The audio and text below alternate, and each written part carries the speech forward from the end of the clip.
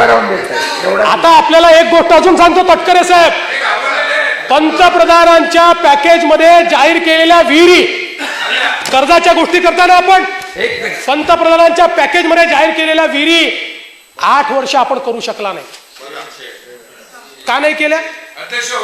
अध्यक्ष महोदय, पंतप्रधानांच्या पॅकेज मधल्या विहिरी करण्याकरता किती तरतूद पाहिजे होती? आज अध्यक्ष महोदय या सगळ्या विहिरी आम्ही करायच्या ठरवल्या, किती तरतूद लागली? 500 कोटी रुपये लागले.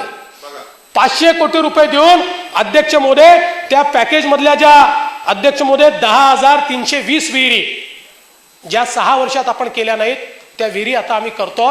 अध्यक्ष महोदय याकरता जो काही निधी तो आम्ही या ठिकाणी दिलेला आहे. मग का नाही दिला? मनरेगातनं नाही, या सगळ्या विहिरी धडकमध्ये टाकल्या. 435 कोटी रुपये राज्य सरकार देत आहे. हाच प्रॉब्लेम आहे माणिकरावजी. आपण बोलताना कर्ज घ्या, हे करा, ते करा सांगतो, पण ज्या योजना आपण घोषित केल्या, ज्या शेतकऱ्यांना जर विहीर मिळाली असती तर तो समृद्ध नसता झाला. अध्यक्ष महोदय काय कमी होती हो? 2,20,000 कोटी रुपयाचा अर्थसंकल्प होता, दिले ते 500 कोटी रुपये धडक विहिरीन करता, त्या शेतकऱ्याला वाचवण्याकरता. काही वाया गेले असते तुमचे? जे आम्हाला तुम्ही शिकवता ते तुम्ही केलं नाही अध्यक्ष महोदय, आणि तुम्ही जे केलं नाही ते आम्ही केलं. या ठिकाणी या सगळ्या विहिरी, आणि मला सांगताना आनंद वाटतो, या कामाची सुरुवात देखील आम्ही करून टाकली अध्यक्ष महोदय. त्यातल्या 3,000 विहिरी पूर्ण आम्ही करतो अध्यक्ष महोदय लवकरच. आणि या सगळ्या 10,000 विहिरींचं काम विदर्भात करतायत, मराठवाड्यात नाही. अमरसिंग काळजी करू नका, सगळ्या गोष्टीची उत्तर आहे, काय चिंता करू नका. उत्तर पहिले स्वतःला मागा. 15 वर्षामध्ये हे का झालं नाही? 8व्या महिन्यात मला जे विचारता ते 15 वर्षात तुम्ही का केलं नाही याचं उत्तर द्या, आणि मग मला उत्तर मागा.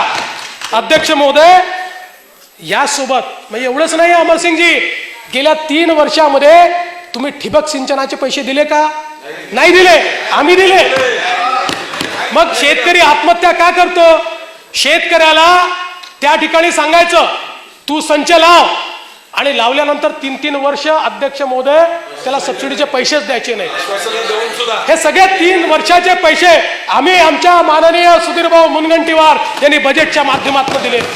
त्यामुळे हे जे प्रेम दाखवताय ना, हे प्रेम जर तुमच्या कृतीत व्यक्त झालं असतं अध्यक्ष महोदय तर ते खरं प्रेम होतं अध्यक्ष महोदय. अध्यक्ष महोदय